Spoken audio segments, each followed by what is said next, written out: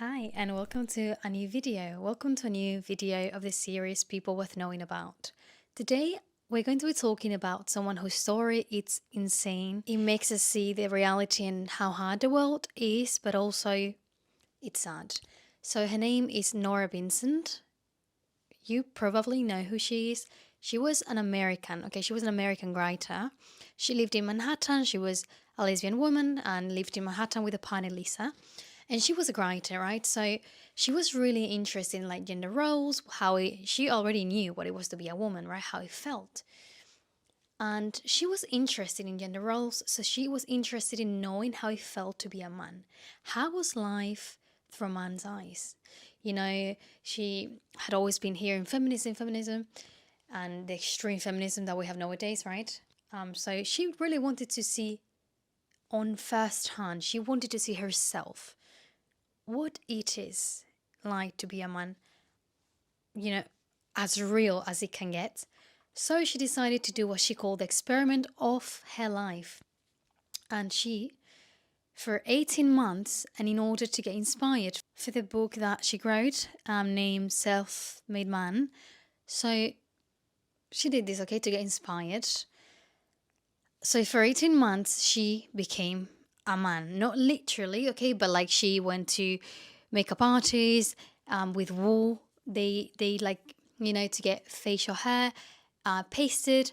They took wool and made it super tiny pieces, millimeters, to paste it on her face. And she even went to classes, vocal classes, in order to, have a thicker voice and talk slower and talk more like a man, okay? Because she really needed to make everyone that she was going to interact with for the rest of those 18 months, everyone had to believe she was a man, right? So she took it really, really seriously, taking all these classes, changing her appearance in a crazy way. Her height was perfect, though. I mean, obviously men can be all heights, but like she was 178, which is quite tall. Centimeters is quite tall for a woman. So she had that part covered, and so basically she got ready to live like a man and do manly things.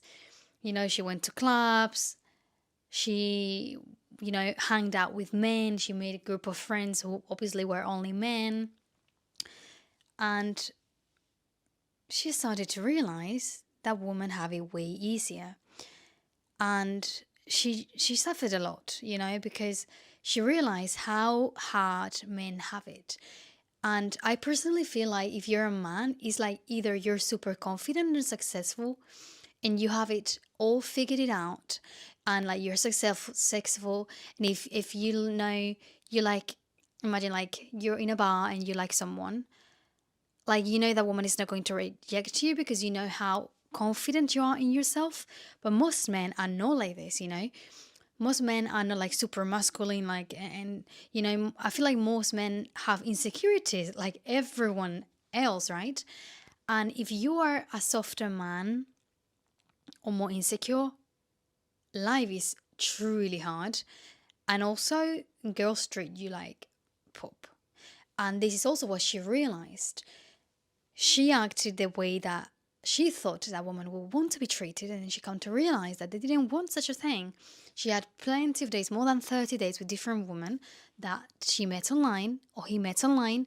By the way, okay, when she was a man, for this experiment during 18 months, she was called Ned. Okay, so the man she was representing was called Ned, and she like made his personality, how he was going to think, which kind of man, what kind of man was Ned going to be. So that's what she acted like, right? And all the women he met, Ned, didn't want a second date. And she was treating them the way that she think women would want to be treated. So Ned, in the experiment, it was like a soft man, nice, friendly, with a really good heart. And he realized women actually really want a masculine man, so they wouldn't like someone like Ned, which is most men. They will want a very like, masculine man. And the problem here is that when you're like Ned, women treat you like a scumbag when you're not. But life becomes hard because and how she also experienced how hard it is for men when you like someone, because women have this mindset of which I personally have too, of like, if you like me, you do the first step, right? So for men, it's really hard. That's what she saw as well. How hard it is for men to talk to a woman when most cases maybe they're going to be rejected. And the thing is, they're not even going to be rejected in a nice way. They're going to be rejected as if they had a disease, And especially if the woman is too confident, they'll just treat him like he's like a rat. And it's really sad. So obviously during this whole experiment, her mental health declined and went really bad. Because like actually I'm just imagining being in her shoes, especially because I'm small. For me it will be even harder, like because in every single way, it's not even a woman. You're going to be treated differently. When she went to buy a car, when she went as a woman, he was making everything easy. He was even flirting, which is not okay. Maybe that's not right, but like everything was like, oh, so she was treated like a woman, right? And she was treated in this soft manner, and like we made everything easy and this. But when she went as Ned, as a man, oh Lord, when she went as Ned, it was all like super serious, super professional. It's like whether you have the money or not, there's no trying to be kind. And as a man, people also expect you to have it all together. Yeah? How many times is it when a man is like being abused by the partner, whether it's emotionally or physically, especially physically, they're made fun of. Sorry, I'm a bit nervous. I get really nervous when I record videos, so I'm sorry if my English has not been perfect, or if I'm not explaining myself perfectly well. I'm a Spanish, okay, so I'm trying my best. I just feel like my pronunciation is not on point. But that is the problem. My opinion. They also expect that you're going to have everything figured out together because you're a man and you have to. And the amount of men that I've heard and that I've seen on the news and I've seen things that they go to a police station to report the woman is literally threatening them with a knife or like hitting them, and they're not doing it back, and the police literally laughs at them. So it's all a bit of, it's just so hypocrite, the world, or like against violence and stuff. But then when men actually have an issue because they're supposed to have it all figured out, and that's another problem to leave aside. But basically, Nora, as this experiment, lost it. She changed. It changed her perspective completely. She realized women weren't really masculine men, and if you're not masculine, they treat you like horribly. She realized that men don't have it easy at all, that they're supposed to have everything figured out together, that they lack empathy by the world itself. There's no empathy for men. It's like either you're strong or you're going to struggle. It's strong or struggle, you choose. So it's very hard. And also as men, obviously men communicate in different ways. So I'm not really sure about this because women, we really need to talk all the time about how we feel, why we feel in a certain way, why this, why that, and talk. Men, I believe they communicate in a different way. Maybe they don't need to talk as much about how they feel all the time. But she also realized how men lack communication, and not so much how they lack it, but how they struggle in terms of like when they want to talk about something or communicate how they feel about something bad or anything, that they're struggling with, they struggle to say so, because they believe they're going to be told, oh, man up, oh, you're a man. Well, are you a man or a little girl, So there's always this stigma that they cannot really share how they feel. And there's so many men, as you know, that kill themselves every year. No one talks about it, and it's a massive problem because they feel alone. They feel like they cannot even say how they feel because they're going to be embarrassed and people are going to laugh at them. Society is going to mock them. So they feel like they need to restrict themselves and keep all their emotions to themselves, which sometimes it can really put you into a dwell that you cannot get out of. So with this experiment, I think it really just makes us see that as women, especially in this video, I wish many women saw it, especially women that are like feminist or very like extreme feminist, and they realize that we have it way easier. We can have any mistakes in life, real life, well, it's always real life, but like in life or when we are outside with a car or in a supermarket, and because you're a woman, you're always gonna people are always going to have more empathy with you. Like, oh, this or that. But if you're a man, you're looked with different eyes. You know, I'm not going to say they look at you with hate, but when you're a woman, you can just, you know, the amount of times that I've had issues, a problem, or I'm like this or that, and people just help you. And now it's like when I think about it, I think if I was a man, I will not be being treated like this. I wouldn't be getting the same help, or they wouldn't just be as kind. So it really makes you think, it really makes you realize how hard it is as a man. You constantly have to prove yourself.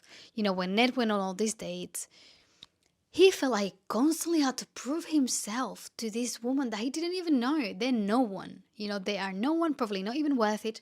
But he had to constantly, whether they're worth it or not, to even find out, had to constantly prove himself that he's cool, that, you know, he has this, he's doing this, he's doing that.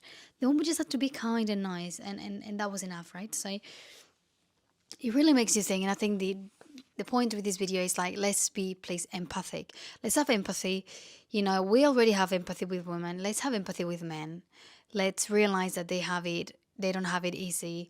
Let's, if a man, you know, if you're single and a man goes to you to talk to you because he likes you, and you don't like how he looks, you're not attracted to him, do not be a bad person, and don't like embarrass him with your friends, like this typical bitchy thing that women do. I mean, I know this is gonna sound so bad, but I don't like most women, because all I hear is like, oh, men are the worst thing in the world. I hate men, or I wish men extend. Like, what the hell? Like, this is all I hear from the girls that were my closest friends, and that's why now I don't really have friends, and I'm okay with it. But it is hard, and I just wish we had more empathy, because these are the kind of girls that laugh about men, you know? So it is sad. It's really sad. And you know what's sad about this woman that made this experiment, Norah Vincent, is the fact that I also want to say I'm not sure if it's because of the experiment. Okay? Because she went to Switzerland to do acid suicide at the age of 53 only, which honestly breaks my heart. It was 15 years after the experiment, so I'm not really sure if she committed this assisted suicide because of this or not. I've read she had psychological problems before.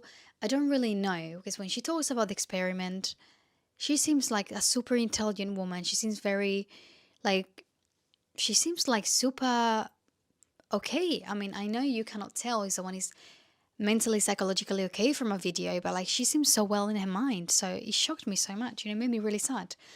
And I really didn't expect it, because I was watching the video about the experiment she made, her as a man and everything. And then when I realized, and I read in the comments, she had done this assisted suicide in Switzerland, I was like, what on earth? But I do know as a fact that after the experiment, okay, during the 18th month that she became Ned, to know how men feel and how men live life and how it is through their eyes, I know that after this she needed psychological help, and with her own will, because of the emotional damage she had had by doing this experiment. She herself decided, okay, by her own choice, to go to a, I don't know, if like a mental hospital, I think you'll say. So she decided to go into a mental hospital by her will, because of how much it affected her, seeing how life was as a man. And this is crazy, and it is so sad. And once again, seeing this, if she did this, assisted suicide, because of that emotional damage that she did suffer, which I'm not fully aware or sure of, my brain would just, you know, because once again, we have it easier. And I'm not saying we have it easy, okay? I believe men and women, we have different struggles. As a woman, you know, we have periods, honestly, guys. Maybe you're probably a man watching this, I'm not sure, but like, period as they make you just not want to exist. And then birth and all this. Listen, in our emotion, you know, because with the period we're so emotional, and we're emotional all the time. We're like a bomb all the time. And having to control our emotions as women is also very hard. So we both have it hard, but we do acknowledge that women have it hard in the way that we do. But as men, we don't acknowledge how hard men have it. In fact, feminism is just destroying them. It's like going in with your shoes, like, bah, bah, bah, bah, bah. Men are here. That's what feminism does. It's like just destroy anything that has anything to do with men. And I think we should acknowledge men. Just like, we need men. In all these videos about what do you need a man for? And every single girl is like, we don't need them for nothing. It's not funny. It's really not funny, honey. It's not. So, yeah, we need men. We need each other, but we need men. And I just hope that this inspires you. And thank you to Norah Vincent. Obviously, she's not going to see this, unfortunately, but thank you for doing this experiment that really, really, I believe, made a difference. I really think it made a difference, and I'm thankful for that. Thank you so much for watching. If you want to see more videos, please follow. I felt so nervous doing this because it's hard. I love talking, but it's hard to expose yourself in any social media. But at the same time, there's something about it that I love. Yeah, because I always was like the outcast in school. I didn't really have many friends and I was really quiet. So this is like really cool for me. I really hope you enjoyed it. I hope to see you soon. I will be doing more videos of this series, people worth knowing about. And I truly hope you enjoy it. I'll see you very soon. Take care of yourself. And I wish you all the best in the world.